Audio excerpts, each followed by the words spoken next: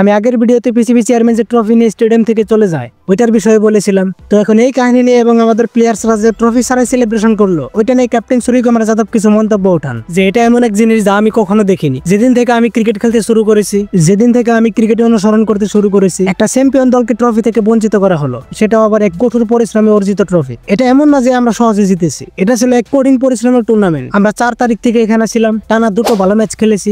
আমি মনে করি আমরা এর যোগ্য ছিলাম। পরে আমি আর কিছু বলতে পারছি না। আমি মনে করি আমি বিষয়টা ভালোভাবে ব্যাখ্যা করেছি। যদি তুমি আমাকে ট্রফির কথা জিজ্ঞেস করো, আমার ট্রফিগুলো বসে আছে ড্রেসিং রুমে। সেই 14 জন খেলোয়াড়, পুরো সাপোর্ট স্টাফ, ওরাই আসল ট্রফি, আসল মুহূর্ত, যেগুলো আমি সুন্দর স্মৃতি হিসাবে সঙ্গে নিয়ে যাচ্ছি আর যা চিরদিন থেকে যাবে। তিনি আরো বলেন যে মহসিন নাকবি ট্রফিটা নিজের কাছে রাখতে পারে, আমাদের কাছে জয়ের প্রমাণ আছে। তো এবার তারা মিথ্যাভাবে দাবি করতে পারবে না। মহসিন নাকবি পাকিস্তান খেলোয়াড়দের অনুরোধ করেছিলেন যে তারা রানার আপ পুরস্কার গ্রহণ না করুক, কারণ ভারতীয় দল তার কাছ থেকে ট্রফি নিতে অস্বীকার করেছিল। কিন্তু পাকিস্তানি খেলোয়াড় হারিস রাউফ এবং অন্যরা বলেন যে আমাদের টাকা দরকার, আমরা পুরস্কার নেব। তো বন্ধুরা, এই নিয়ে আপনাদের অপিনিয়নটা কি? কমেন্টস করে অবশ্যই জানাবেন।